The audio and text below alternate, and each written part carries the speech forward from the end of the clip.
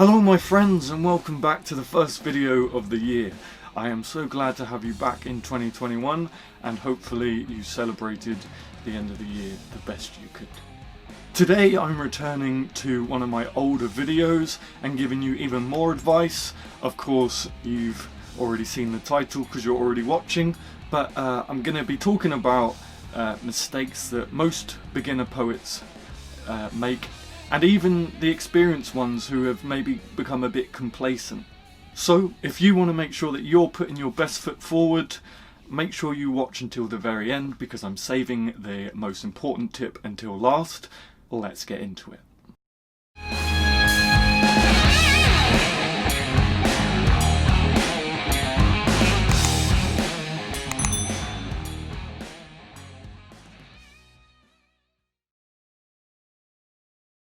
If you're here because you want to take the craft of writing poetry seriously, it's just as important to learn about the things you shouldn't be doing as it is to learn about the things that you should be doing.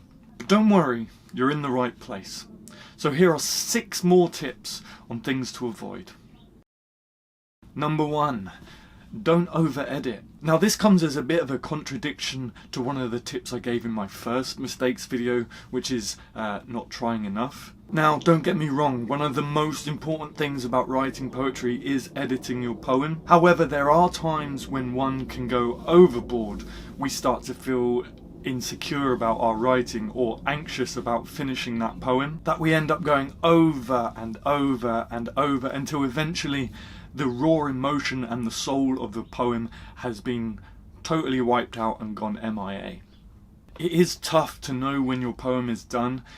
There's sort of a fine balance between listening to your head and listening to your heart, and you'll know when it's done, but last case scenario, bring in an editor.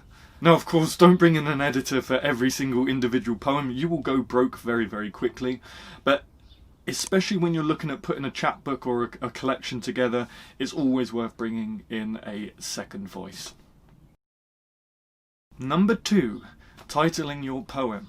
A huge pitfall of my work is that there are so many titles missing, and if you're just starting out and read purely modern collections, you're probably thinking, well, no one else titles their poems. Please be sure to title your poem. You will be surprised how far they go.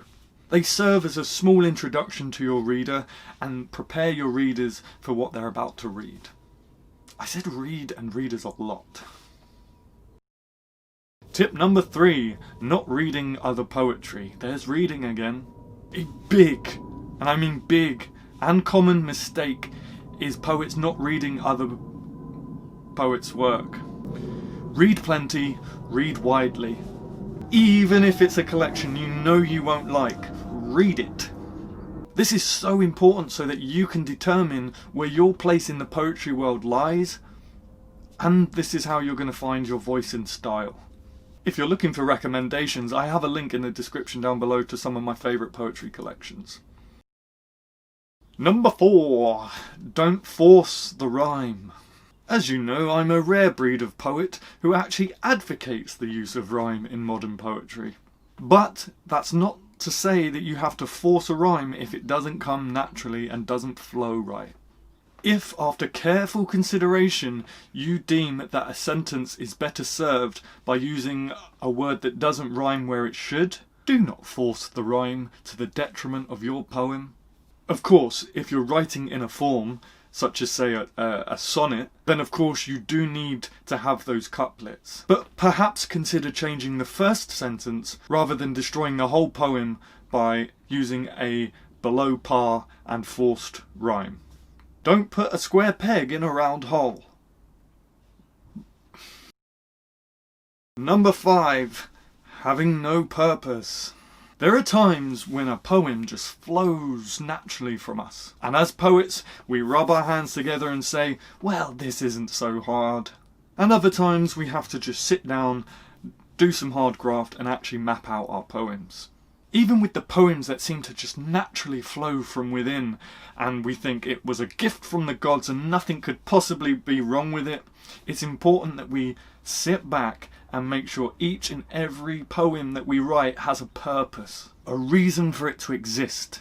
Make sure it has a theme, or at least make sure what you're trying to say, the message you're trying to convey, exists within that poem. It's so important. That's what makes a great poem. It says something. Before we get into the last and most important tip, if you're enjoying this content, please do hit that like button. It goes such a long way in helping the channel, and it only takes a second. Also, I've read a lot of your guys' poetry now, and you guys are on it. So if you have any suggestions on things to avoid that I've missed, please leave them down in the comment section below, so I can learn from you as well. If you really want to show your support for the channel and for my work, I have a PayPal tip jar linked in the description down below. I also have a link to my official store where you can get merch like this unbelievably warm and cozy hoodie, or some of my signed collections of poetry. Thank you. So, number 6, the final tip. Taking writing poetry for granted. When starting out, it can be so easy to just dive straight in and take for granted how much work actually goes into writing poetry. And if this is you, don't worry, we have all been there.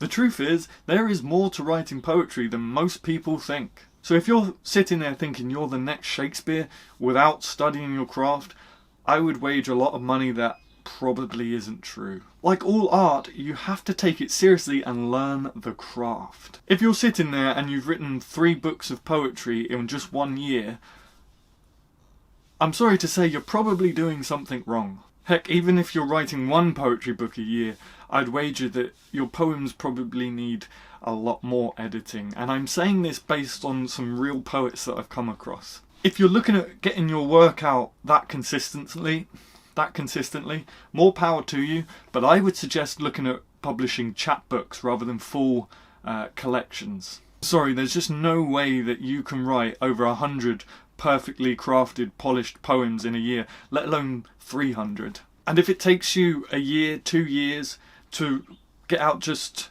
say, 10, 15 poems, maybe not even that, that's okay. There's no rush. This isn't a race. I've learnt that, so I'm trying to impart that onto you. Don't feel rushed, don't feel panicked. Take your time. The end product will be 10 times better, and that's the poet you want to be. And that's it for this video, my friends. I really hope that it was of some help to you and took you that little bit closer to becoming a masterful craftsman poet. If you have any thoughts on what you've just watched and what I've said, leave them in the comments down below. I do my best to reply to every single comment, at least within the 24.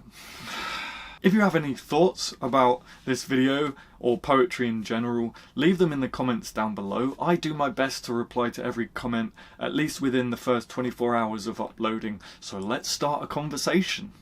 Don't forget to show your support for this channel by hitting that subscribe button and turning on notifications. Let's keep this rapid growth up. We are doing so well as a channel, and it's all thanks to you.